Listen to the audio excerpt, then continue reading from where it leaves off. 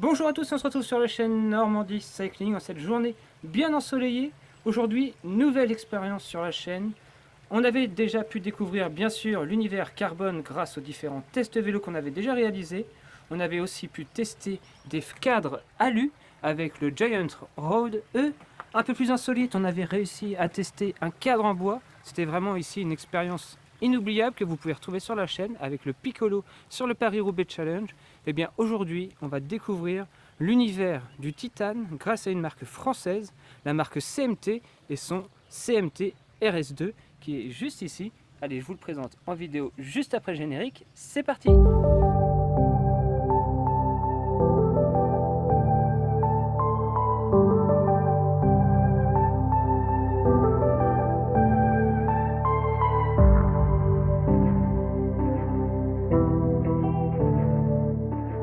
Afin de réaliser cette vidéo test, nous nous sommes rendus au manoir de Coupe-Sarthe dans le Calvados, un lieu magique, typique normand, une halte magnifique après une longue sortie avec ce CMT RS2.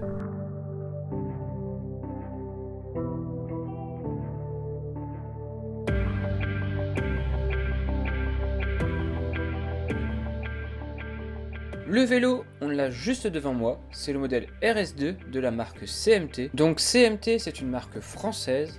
Il faut savoir que le titane, ce n'est pas le carbone ou l'aluminium, c'est forcément des vélos fabriqués à la main, de façon artisanale. C'est vraiment tout un procédé.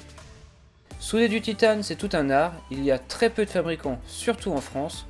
On a la chance d'approcher aujourd'hui un vélo made in France, monté près d'Aix-les-Bains.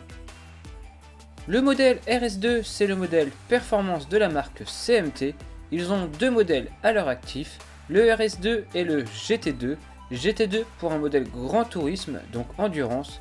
Ici, on a accès au vélo performance de la marque. Alors quel est l'intérêt du titane face à la concurrence? C'est simple, le titane face à un carbone, c'est beaucoup plus robuste. Face à l'alu, c'est un peu plus léger et ça a des propriétés bien particulières que l'on va pouvoir décrypter tout au long de la vidéo.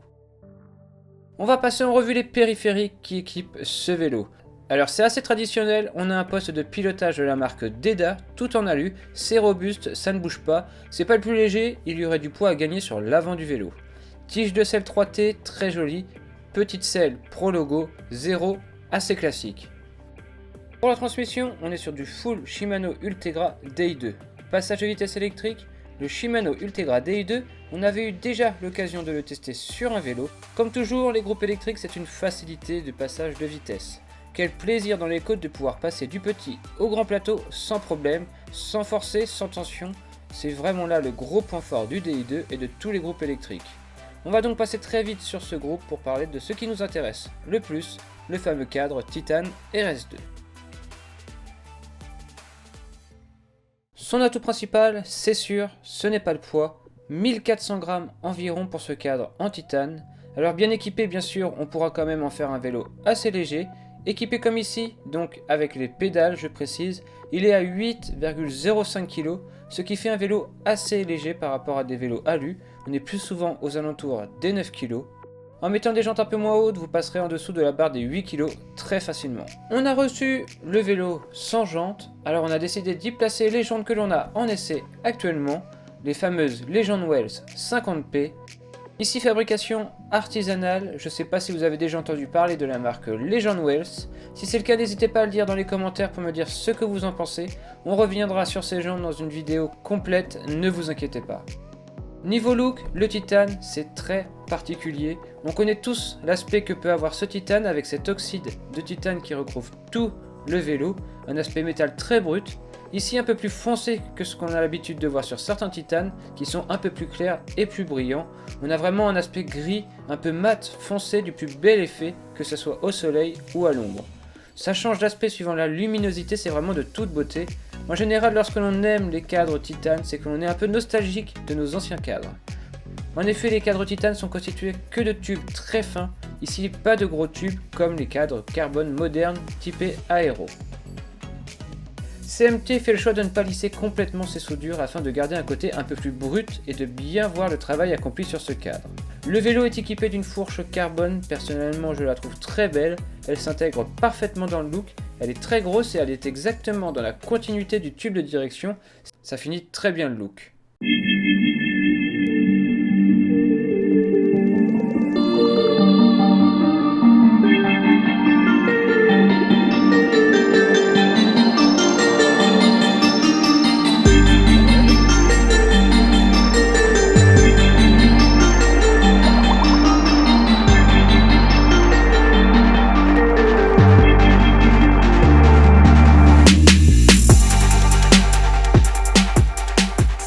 Pour en parler, j'ai pu parcourir 400 km avec ce vélo, sur mes routes d'entraînement. Et ce qui frappe avant tout sur ce CMT, c'est le confort de ce vélo. Étonnamment, je retrouve les mêmes sensations que j'avais pu vivre qu'avec le vélo en bois. Un vélo très silencieux avec une très grande capacité d'absorption des irrégularités de la route, un grand confort. Et contrairement au Piccolo, le CMT ne souffre pas d'une fourche trop rigide. Ici, le vélo est vraiment très homogène dans son comportement de l'avant à l'arrière du vélo. Bien que le vélo reçu soit peut-être une taille en dessous pour moi niveau cadre, on ressent très rapidement les bienfaits du titane. Un cadre qui travaille sous l'effort, toutes les routes paraissent beaucoup moins dures, beaucoup moins tape-cul une fois sur ce vélo. Mais attention, cela n'en fait pas pour autant un vélo chewing-gum. Même équipé de roues carbone, le vélo rend ce que l'on donne. Les roues Legend Wells sont des roues avec une bonne rigidité latérale, ce qui permet à l'ensemble d'être très réactif dans les accélérations. Passant lors de mon test du lightweight très léger à ce vélo un peu plus lourd, forcément la comparaison en bosse est un peu dure. Les relances dans les pourcentages sont un peu moins incisifs et il faudrait mettre un peu plus de force pour arriver en haut de la côte. Je ne sais pas si c'est psychologique ou si le comportement y est pour quelque chose, mais ce CMT RS2 Titane inspire tout de suite confiance dès les premiers tours de roue. De par sa matière utilisée, sa grosse fourche carbone, sa bonne direction et ce silence à l'utilisation, le DI2 y est aussi pour quelque chose en ajoutant un confort d'utilisation indéniable. Et le plus gros avantage de ce type de cadre titane, c'est sa durée de vie. Comparé à de l'alu, il est bien plus solide et résistant, alors comparé à du carbone, il n'y a pas photo, ce cadre est un vrai investissement sur le long terme. Alors certes, on pourrait s'acheter 3 vélos au prix de ce cadre titane, vendu de série plus de 3200 € le kit cadre plus la fourche. Mais acheter un cadre titane, c'est rouler avec un cadre intemporel, unique, et ici dans notre cas, pas dénué de performance. Un vrai vélo alliant confort et dynamisme suivant l'équipement que vous y mettrez. Et vous, êtes-vous adepte du titane? Quel type de vélo utilisez-vous? Alu, carbone, titane ou bois peut-être? Dites-moi tout dans les commentaires. Cette aventure se termine alors ici, nous avons dû rendre ce beau cadre CMT à la marque, merci à eux de nous l'avoir prêté, je connais maintenant les bienfaits du titane, confort, silence et robustesse. Allez, nous on se dit à la prochaine pour une prochaine vidéo, n'hésitez pas à partager cette vidéo, à mettre un petit pouce en l'air juste en bas de cette vidéo, et nous on se dit à la prochaine, d'ici là comme toujours, portez-vous bien, ciao tout le monde.